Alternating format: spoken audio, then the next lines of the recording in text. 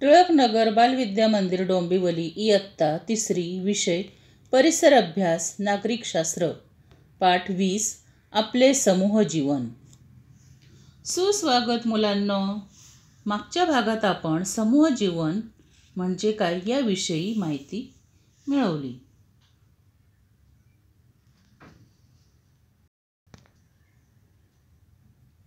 जरा डोके चालवा, शेतकरी नसतील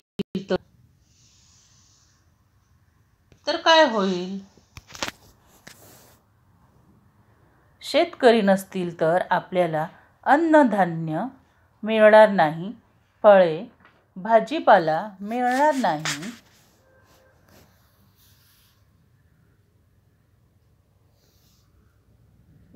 शाळा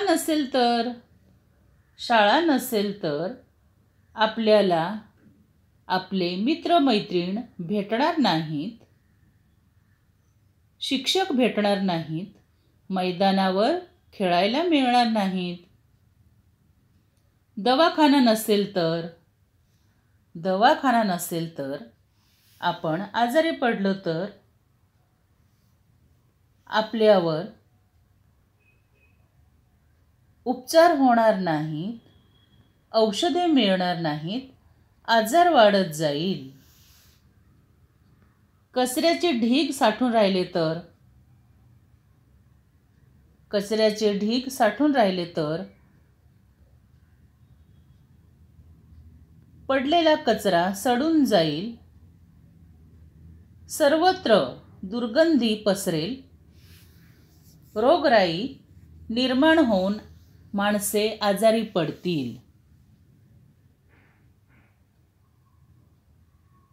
आपल्या दैनंदिन गरजा समूहामुळे पूर्ण होतात। समूहात शिक्षण, आरोग्य सेवा पुरवण्याच्या सोयी निर्माण करता येतात। गरजा भागवण्यासाठी वस्तू तयार कराव्या लागतात, त्याला आपण वस्तूंचे उत्पादन म्हणतो। त्या वस्तू आपल्यापर्यंत आणून पोहोचवणे याला सेवा म्हणतात। गरजा पूर्ण होण्यासाठी उत्पादन व सेवा दोन्ही आवश्यक असतात, त्या अनेकांच्या सहभागातून मिळतात। एकच एक व्यक्ती सर्व वस्तूंचे उत्पादन करू शकत नाही, सर्व प्रकारच्या सेवाही देऊ शकत नाही।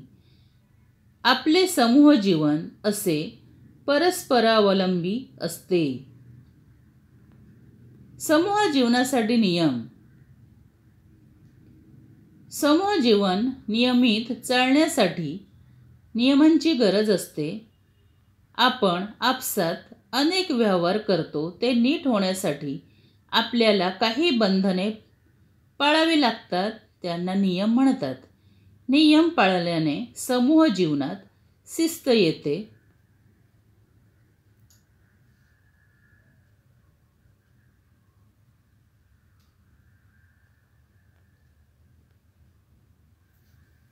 सांगा पाहू,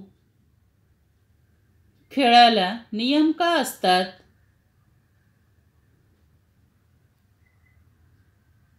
नियमानुसार खेळण्याचे कोणते फायदे होतात? सांघिक खेळात सर्वात महत्त्वाची गोष्ट कोणती असते किंवा कोणती आहे?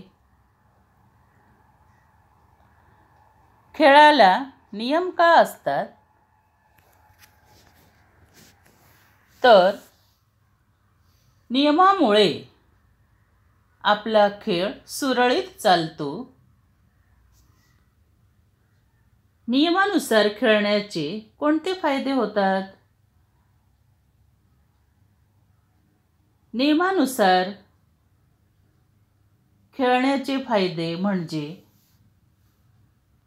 वाद झाल्यास ते नियमानुसार सोडवता येतात। नियम सर्वांना सारखे असल्यामुळे खेळांबाबत भेदभाव केला जात नाही, खेळ सुरळीतपणे चालतो। सांघिक खेळात सर्वात महत्त्वाची गोष्ट कोणती?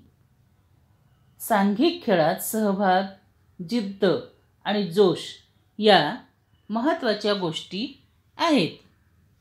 कोणतेही खेळ खेळण्यापूर्वी खेळाचे नियम समजावून घेतले पाहिजेत. खेळाचे नियम सर्वांसाठी सारखेच असतात. नियमांचे पालन सर्वच खेळाडूंनी करायचे असतात. त्यामुळे खेळ सुरळीत चालतो. अशाच प्रकारे समूह जीवन सुरळीत चालण्यासाठी आपण नियमांचे पालन केले पाहिजेत. आपल्या जीवनात खेळाला फार महत्त्वाचे स्थान आहे. खेळामुळे सहकार्य, एकजूट हे गुण आपल्या अंगी बाणतात. खेळात हार जीत यापेक्षा सहभाग, जिद्द आणि जोश या गोष्टी महत्त्वाच्या असतात. खेळामुळे आरोग्य चांगले राहण्यास मदत होते.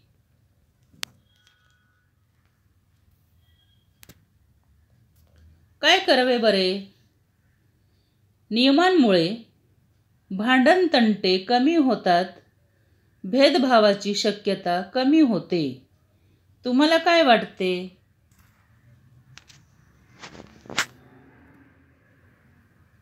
हेही नेहमी लक्षात ठेवा. एकमेका सहाय्य करू, अवघे धरू सुपंथ. एका सहाय्य करू, अवघे धरू सुपंथ. हे तुकाराम महाराजांनी आपल्यासाठी लिहून ठेवले आहेत. म्हणजे काय? तर एकमेकांना मदत केली तर दोघांचाही उत्कर्षच होतो, दोघांचेही चांगलेच होते. थँक्यू.